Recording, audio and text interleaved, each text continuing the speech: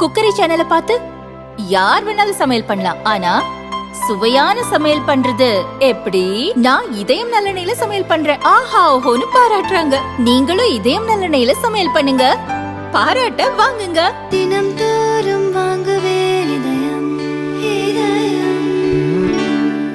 வணக்கம், இது உலகம் என்று.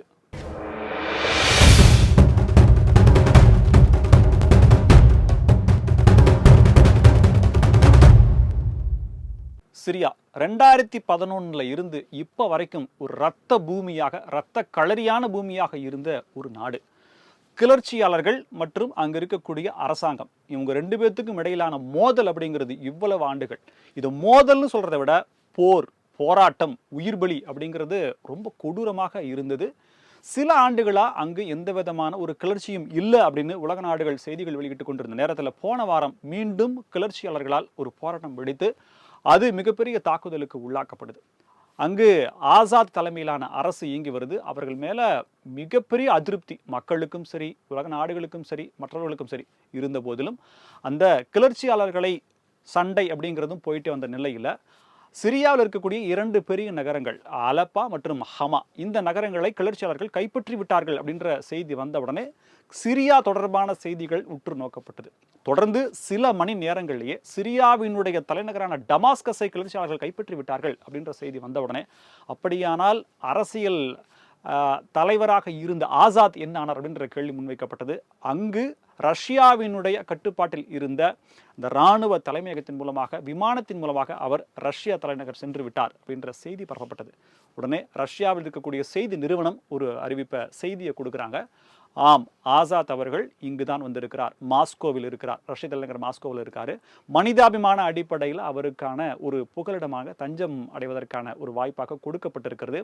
சிரியாவில் இருக்கக்கூடிய ஒரு அசாதாரண சூழ்நிலையை களைந்து அங்கு ஒரு ஜனநாயக ஆட்சியை அமைப்பதற்கோ அல்லது அங்கு ஒரு மக்கள் நிம்மதியாக வாழ்வதற்கான ஒரு சூழ்நிலையை ஏற்படுத்துவதற்கோ ஐநா போன்ற அமைப்புகள் மற்றும் உலக நாடுகள் இதற்கான முயற்சியை மேற்கொள்ள வேண்டும் அப்படின்ற ஒரு தகவலை ரஷ்ய செய்தி நிறுவனம் உறுதிப்படுத்தியிருக்கு. ஆசாத் தலைமையிலான ஆட்சி முடிவுக்கு வந்ததை சிரியாவில் இருக்கக்கூடிய மக்கள் ரொம்பவே ரொம்ப மகிழ்ச்சியாக தெருவில் இறங்கி கொண்டாடி வர்றாங்க. ஆனால் இந்த ஒரு கேப்பை பயன்படுத்தி அங்கே இருக்கக்கூடிய ISIS அமைப்பு சிரியாவை தன்னுடைய கட்டுப்பாட்டுகள் கொண்டு வருவதற்கான முயற்சிகளை ஈடுபடுறாங்க அப்படின்ற குற்றத்தை சுமத்தி அமெரிக்கா தன்னுடைய தீவிரமான தாக்குதலை நடத்தியிருக்கு. IS அமைப்புகள் என்று சொல்லப்படுபவர்கள் மீது தாக்குதலை கிட்டத்தட்ட 100க்கும் மேற்பட்ட இடங்களில் பல வகையான குண்டுகளை வீசி ISIS அமைப்புகள் தொடர்ந்து முன்னேறுவதை தடுக்கும் வகையில் ஜோ பைடன் அவர்களுடைய உத்தரவின் பேரில் இந்த தாக்குதல் நடந்ததாகவும் சொல்லப்படுது. ஆசாத் அரசாங்கத்து முடிவு அப்படிங்கிறத மக்கள் கொண்டாடினார்கள் அப்படின்றத நம்ம ஏன் பார்க்கணும் அப்படின்னா, அலப்பா, ஹமா மற்றும் சிரியாவினுடைய தலைநகர் டமாஸ்கஸ், இங்கெல்லாம் சிறைச்சாலைகள் இருக்கு. இந்த சிறைச்சாலைகளில் மிகவும் குறிப்பிடத்தகுந்த கொடூரமான வரலாறுகள் விவரிக்க முடியாத அளவுக்கு கொடுமைகள் நடந்த சிறைச்சாலை அப்படின்னா சைட்னயா. இந்த சிறைச்சாலையை மக்கள் என்ன சொல்றாங்க அப்படின்னா, மனித வதை, ஸ்லாட்டர், ஹியூமன் ஸ்லாட்டர் ஹவுஸ் அப்படின்னு சொல்றாங்க. நிச்சயமா இந்த சிரியாவில் எப்படிப்பட்ட ஆட்சி நடந்திருக்கிறது அப்படிங்கிறதுக்கான இந்த ஒரு பானை சோத்துக்கு ஒரு சோறு பதம்ங்கிற மாதிரி இந்த ஸ்லாட்டர் ஹவுஸில் நடந்த விஷயங்களை வெளியே தெரிஞ்சுக்கிட்டோம் அப்படின்னம்னா எவ்வளவு கொடூரமான ஆட்சி அப்படிங்கிறத தெரிஞ்சுக்கலாம். இங்கிலாந்தை தலைமையிடமாக கொண்டு செயல்படக்கூடிய ஒரு மனித உரிமைகள் அமைப்பு சிரியன் அப்சர்வேட்டரி, இது அங்கே சிரியாவில் செயல்படுது. 2021 இவங்க கொடுத்த அறிக்கையின்படி 1,00,000 மக்கள் அங்கு ஸ்லாட்டர் ஹவுஸில் படுகொலை செய்யப்பட்டிருக்கலாம் அப்படின்ற ஒரு புள்ளி விவரத்தை அவங்க கொடுக்குறாங்க. இந்த சைட்னயா அந்த வதையில் 2 மையங்கள் இருக்கு. சிவப்பு மையம், வெள்ளை மையம் அப்படின்றது. சிவப்பு மையத்தில் பொதுமக்கள் யாராவது குற்றம் சாட்டப்பட்டு வந்தாங்க அப்படின்னா அந்த மையத்தில் வைப்பாங்க. வெள்ளை மையத்தில் அரசாங்க பணியில் இருந்து, அரசாங்க ஊழியர்களாக இருந்து அரசாங்கத்திற்கு எதிராக யாரேனும் போராட்டத்திலேயோ இல்லை கோஷங்களையோ எழுப்பினா அவங்கெல்லாம் அந்த சிறைச்சாலையில் அடைக்கப்பட்டிருக்காங்க. இதில் என்ன நடக்குது அப்படின்னா, இதை விசாரிக்கக்கூடிய இராணுவ நீதிமன்றம் இதை எப்படி சொல்கிறாங்கன்னா, ஒருவருக்கு மரண தண்டனை விதிக்கப்படுது அப்படின்னா பார்ட்டி அப்படின்னு சொல்கிறாங்க. ஸோ எந்த அளவிற்கான ஒரு குரூரமான மனதோடு அவங்க இருந்திருக்காங்க அப்படின்றது சொல்லப்படுது.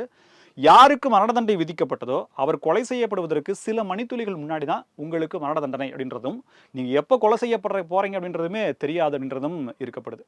இப்போது நம்ம ஆண்களை பற்றி பார்க்கக்கூடிய இதே நிலையில் பெண்களுக்கு எந்த வகையிலான கொடூரங்கள் அங்கே நடந்திருக்கு அப்படிங்கிறத தயவு செய்து நீங்கள் யூகிச்சு பார்த்துக்கோங்க. வார்த்தைகளால் விவரிக்க முடியாது, அந்த அளவிற்கான கொடூரங்கள் அங்கே நடந்திருக்கு.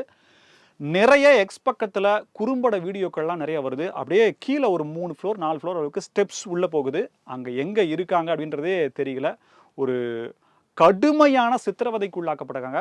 மனோ ரீதியாக அவர்களுடைய நம்பிக்கை முழுவதுமாக சிதைக்கக்கூடிய அளவிற்கான முயற்சிகள் அவங்க ஈடுபடுறாங்க. உணவு, தண்ணீர், காற்று இல்லாமல் பல நாட்கள் அடைக்கப்பட்டிருக்கிறார்கள் அப்படின்ற தகவல்கள்லாம் வந்திருக்கு. மேலும் பாலியல் ரீதியான துன்புறுத்தல், தொந்தரவு அப்படிங்கிறது வர்ணிக்க முடியாத அளவுக்கு கொடூரமாகவும், பல கைதிகள் இன்னமுமே பேச முடியாம, வார்த்தைகள் பேச முடியாம, ஒரு மிரட்சியோட, ஒரு நார்மல் ஹியூமனாவே இல்லாம ஒரு பாதிக்கப்பட்ட மனநிலைக்கு போன நிறைய கைதிகள் அங்க இருக்காங்க. நிறைய வீடியோக்கள் ட்விட்டர்ல இருக்கு. பெண்கள் கொடூரமாக துன்புறுத்தப்பட்டிருக்கிறார்கள். சிவப்பு சிறைச்சாலையில கொடுமையாக தாக்கப்பட்டு அவர்கள் வெள்ளை சிறைச்சாலைக்கு கொண்டு வருவாங்க. வெள்ளை சிறைச்சாலை கொண்டு வந்தோம்னா கீழே கொண்டு வந்து அவங்களுடைய கொலை, அதாவது மரண தண்டனை நிறைவேற்றப்பட்ட பிறகு பொதுமக்கள் இருக்கக்கூடிய அந்த கிரேவ்யார்டு, அந்த மயானத்துக்கு கொண்டு போய் அவங்கள புதைச்சிருவாங்க. யார் எப்போ இறந்தாங்க அப்படின்ற ஒரு ஆவணங்கள் கூட அங்கே இல்லை அப்படின்னு சொல்லி ஒரு கொடூரமான பதிவுகள், பல உண்மைகள் இப்போ வெளிவந்துட்டு இருக்கு.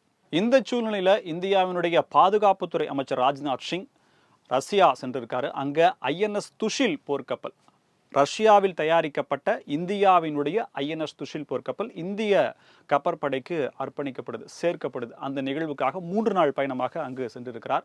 ரஷ்ய அதிபர் விளாடிமிர் புதினை அவர் சந்திப்பதற்கான வாய்ப்புகள் மிக அதிகம் அப்படின்னு சொல்லப்பட்டாலும் எங்கு, எப்போது, எவ்வளவு நேரம் அப்படிங்கிறது மிகவும் ரகசியமாக வைக்கப்படுது.